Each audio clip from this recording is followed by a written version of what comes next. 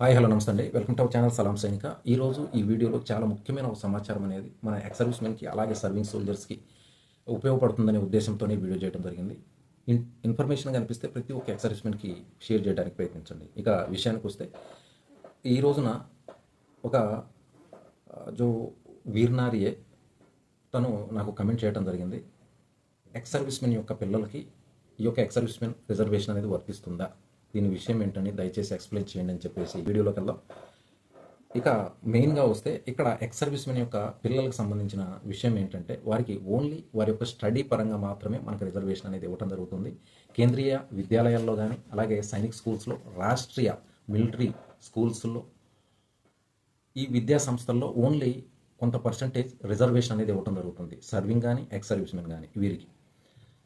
ఇక తర్వాత professional courses ఏవైతే ఉన్నాయో MBBS, BDS, so pharma D, అలాగే ఇంజనీరింగ్, నీట్లో కూడా 1% నుండి 5% వరకు వారి స్టేట్స్ వైజ్ రకరకాలుగా రిజర్వేషన్ అనేది ఇవ్వడం జరుగుతుంది.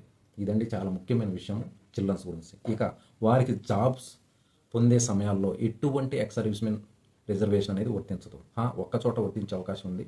అది రిలేషన్షిప్ అనేది సర్టిఫికేట్ సర్వీస్ సమయంలో తీసుకున్నట్లయితే, అలాగే ఎక్స్ సర్వీస్మెన్ యొక్క పిల్లల్ని ఒక్క ఆర్మీలో మాత్రమే కొంత వారికి ప్రియారిటీ ఇచ్చే అవకాశం ఉందండి. ఎందుకంటే వారు ఎక్స్ సర్వీస్మెన్ పిల్లలు అన్నప్పుడు వారికి కొంత వారికి రిజర్వేషన్ అనేది అక్కడ వర్తించే అవకాశం ఉంది. కానీ సివిల్లో ఎక్కడ కూడా సెంట్రల్ గవర్నమెంట్, స్టేట్ గవర్నమెంట్స్, అలాగే బ్యాంకింగ్ సెక్టర్లో ఎక్కడ కూడా వీరికి ఎటువంటి రిజర్వేషన్ అనేది వర్తించదు. ఇది నెక్స్ట్ ఈ ఎక్స్ సర్వీస్మెన్ కోట ఎక్స్ సర్వీస్మెన్స్కి ఎలా వర్తిస్తుంది, ఇందులో ఎంతెంత పర్సెంటేజ్ ఈ రిజర్వేషన్ ఉంటుందనేది కూడా మనకు తెలియాలి. సర్వీస్మెన్ రిజర్వేషన్ విషయానికి వస్తే ఎక్స్ సర్వీస్మెన్ ఇండివిజువల్కి మాత్రమే ఈ రిజర్వేషన్ అనేది వర్తించడం జరుగుతుంది.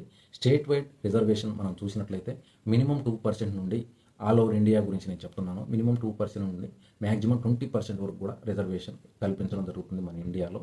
ఆ ఏరియాలో వాళ్ళు ఉన్న స్ట్రెంత్ను బట్టి ఈ రిజర్వేషన్ అనేది కేటాయించడం జరిగింది.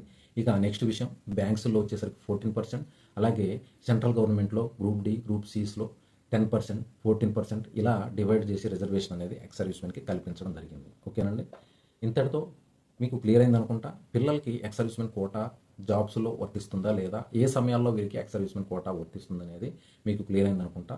ఈ ఇన్ఫర్మేషన్ అనేది చాలా మందికి ఉపయోగపడే అవకాశం ఉంటుంది. మరీ ముఖ్యంగా వీర్ నారీస్ ఎవరైతే ఉన్నారో వీరికి చాలా ముఖ్యం. ఎందుకంటే వారు ఎక్స్ సర్వీస్మెన్ లేని సమయాల్లో చాలా ప్రాబ్లమ్స్ ఫేస్ చేయవలసి వస్తుంది. వీరంతా కూడా అంటే ఎవరి దగ్గర నుంచి కూడా కనీసం ఇన్ఫర్మేషన్ కూడా తీసుకోలేని పరిస్థితుల్లో కొంతమంది ఉంటారు. అలాంటి వారికి ఈ వీడియో చాలా ఇన్ఫర్మేటివ్గా ఉంటుందనే ఉద్దేశంతోనే మనం చేయడం జరిగిందండి.